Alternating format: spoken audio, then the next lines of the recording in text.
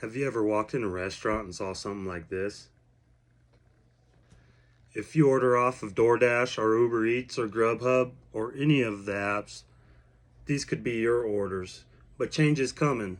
So basically, as a DoorDash driver, Uber Eats driver, Grubhub driver, pretty much any app out there, if you see orders pop up like this, I hit decline, and so do a lot of other people.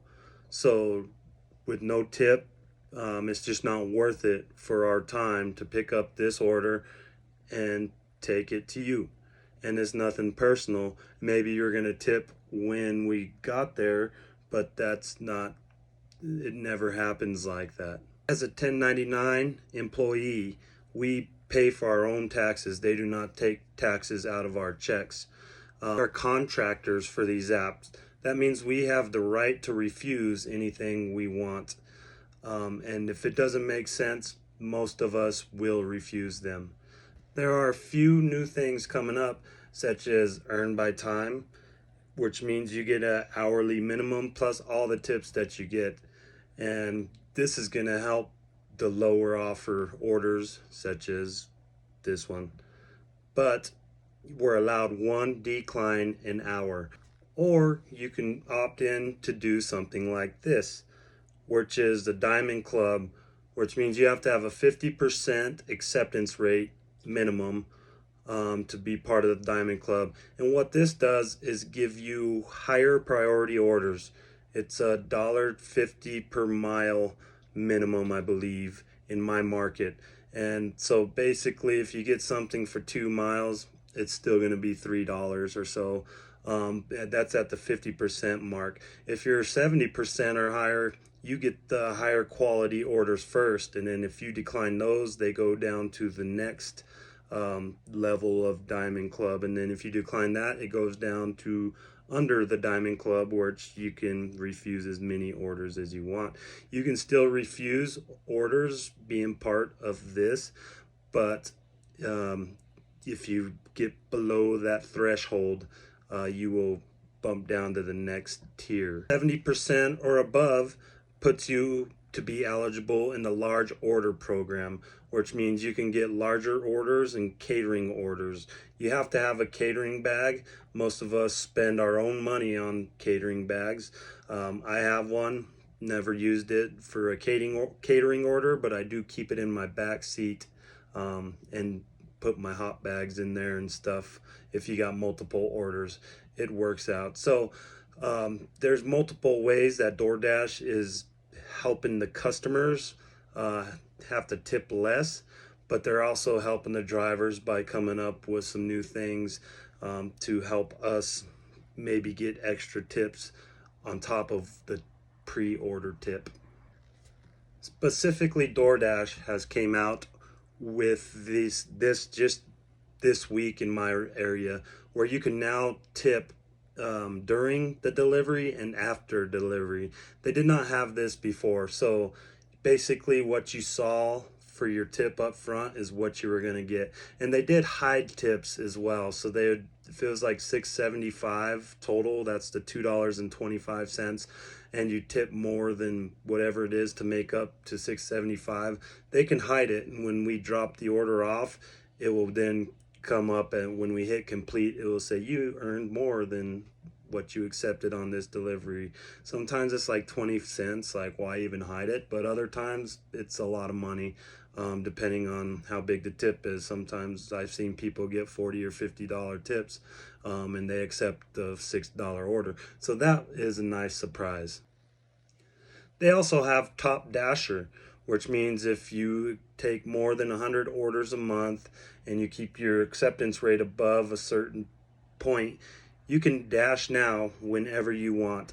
If you're not Top Dasher, you can only dash now if you schedule ahead of time. Say you want to dash from 12 to 4, you have to schedule that a day or two ahead of time to come dash. But as a Top Dasher, you do not have to schedule it. You can wake up and say, I'm gonna go DoorDash today, I feel like making some money, and hit dash now, whether it's busy or not. So basically, if you order DoorDash and you don't put a tip in when you place the order, the chance of your order getting picked up by somebody quick is pretty slim. Your food could be sitting at the restaurant for 10, 15, 20 minutes. I've been to places before, picked up an order, took it, delivered it, got another order for that place, went back and saw the same names on the shelf. And we don't see the names of the orders come up. We just see the restaurant, the mileage to where it's going. So we don't see the names until we hit accept. So DoorDash also, once it's sitting there for so long and nobody's accepted it, they'll add more base pay to it, which means your order has been sitting for a while. It's later than what the anticipated drop off was, and that the only way they can get it out of there is to put more money towards the DoorDash driver. Do DoorDash drivers get mad when they deliver an order and it's all base pay? I don't. I know I see some other people get mad saying no tip, but when I accept an order, I accept it because it makes sense. Just on my last video of me delivering, I had a $9.75 delivery. I think it was from Chipotle or somewhere. It was one of my first deliveries, so if you want to watch that video, it's down there. And it was $9.75. I figured there was a $5 or $6 tip, and there was like $2 peak pay, which is another thing. Peak pay is where they add extra money per order when it's busy. Maybe they need more dashers in the area. Your map will be red where you push dash now, and there'll be a little number that says $2 or $3 or $4 or $7 peak pay, whatever it is, and you get that much more on top of your base pay and on top of the customer tip per order. So that's another way that they bring more dashers up. If there's not enough people in the, it's super busy on the app, they will add peak pay on there. Or the weather's bad, not a lot of people out dashing because you don't want to ride, drive in the snow. They add peak pay on there. But back to where I was going. I don't get mad. I wasn't mad that there was $0 tip. I got $9.75 for like 3 miles. It doesn't matter to me if it's a tip or from DoorDash. But the customer probably waited 30, 40 minutes for their food longer than they should have. If you're a customer, it takes $2 or $3 on your order to get you, and that will get your food there like that. As fast as the restaurant puts it out, there'll be a dasher there waiting for it if it makes sense. If it don't make sense, it will be one of these sitting on the shelf. And if you're a new DoorDash driver, I got tons of videos, and so does so many other creators out here. Just look at these videos.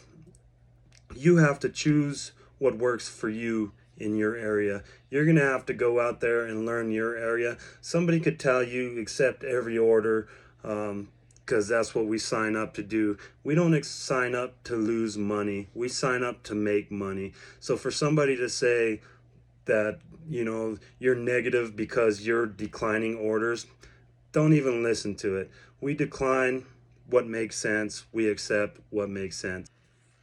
There's a big change lately in the way that some of these creators changed the way they are. A lot of them were negative before. Now they're super positive, telling you, complete opposite of what they used to do, which is great. Change is great. But what they might be saying now or what they were saying before when they were negative might not have worked for you. You're the only one that knows your area unless you live in the same city as these guys and you got the same acceptance rate. Some people who are top dashers or in the large order program get a lot of those orders. Other people, it doesn't matter if you're diamond status or not, you're still getting orders that don't make sense. So you got to pick what's best for you. These videos, mine, everybody else's, are just here as stepping stones and kind of, to help you along the way. They're suggestions. Doesn't mean they're always going to work in the area that you're at. I know a lot of these people, I was just saying in my last video that when I was in the diamond program, I would only get orders to the college because the college is a mile away from the busiest restaurants in town, right downtown. So it wasn't worth it for me because if you're getting $1.50, $2 per mile minimum, you're doing those mile or two to go to the campus. A lot of the dorms at the campus you can't just walk up to. You have to, call the customer, or they'll meet you outside or whatever, and it takes a long time, and the campus is super confusing. So it didn't work for me in my area like it is working for these people in their areas, and that's just something I had to learn. If you're a new dasher, you're just gonna have to learn that on your own. The best areas, and you'll learn the map when those orders pop up. I can tell when it's going to the campus. Unless it's good order, like $7-8, I decline it usually, 70% of the time. Apartment buildings, there's some super confusing apartment buildings I choose not to go to, just because they're not lit up. You can't see the numbers on the apartment building, or the letter of the building, and then the numbers of where the apartments are. So I just decline those. Sometimes, I decline good orders, and I know somebody else is jumping on it right after me, but it's going to take me more time to search around and look. And you can go to the same apartment building 100 times. If it's a big complex, at night when everything's different and nothing's marked, you're still going to have problems. Like multiple entrances, it's confusing. So you're going to have to figure this out in your own market. If you're the one placing an order on DoorDash, the best advice I can give you is tip your dasher if you want your food the fastest, the highest quality. If you get a good dasher, because if you put more tip on your order, it doesn't have to be $100. Like I said, $4 or $5 to save you 40 minutes of sitting on a shelf. Everybody's walking by. They just have these shelves in like the corner of where you go into the restaurant. Everybody eating there sees these bags in a lot of the faster food place ones. The better places, they just have them on a shelf back on the where the host and hostess stand is. So if you're a customer, best thing you could do is tip $4 or $5. And if you're planning on tipping more after, great, tip more after. You don't have to do the whole tip before you see the service.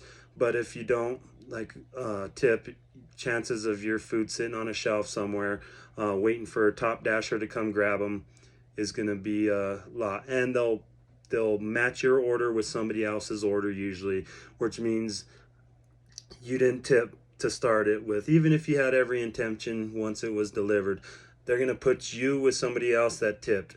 And so your order is going to be sitting in the hot bag in the car, going to somebody else's house. We'll deliver that order, and then it will take you to your house, to my order to your house. So the best thing to do is just tip. That's how these apps were made. Even with the new style, DoorDash is coming up with all these new things. I don't think a lot of these no-tip orders are going to be delivered very fastly still, because eventually you're going to start losing money as a driver, because we buy our own gas, pay our own insurance, our own phone bills, everything we pay for. They don't pay for anything. We're 1099 employees. We got to put a portion of money away for taxes. So, we got to pick the right orders. And eventually there's these top dashers and everybody else. You can still hit top dasher and decline orders. You just have to keep a certain percentage. And a lot of those orders with 0 tip on it are not getting picked up by anybody but the people doing earned by time, which is not even available in my area, and it's not available in everybody's area. I think the minimum wage in my area in Flagstaff, Arizona, is too high for them to do that in this area. And so because I think minimum wage is like $16 and something cents. I don't know if they'll make it that high. So just a quick video, something I wanted to do, talk about, tipping. And if you're a new DoorDash driver, don't follow everything everybody says. It doesn't matter if they're just positive, joy all the time, or negative, I hate this, or whatever. There's always something you can pick out from each person doing any of these apps, videos on these apps, that are going to help you along the way. So thank you for watching. I'm going to get out there and I'm going to start doing some DoorDash. I'm going to have a ride along videos coming up. I'm going to do more videos like this. I'm just trying to practice getting better editing, trying to help out who I can. Whether you're a customer or a driver, I'm here for you. If you have any questions, please comment below. Please like my page, and I'll see you on the next one.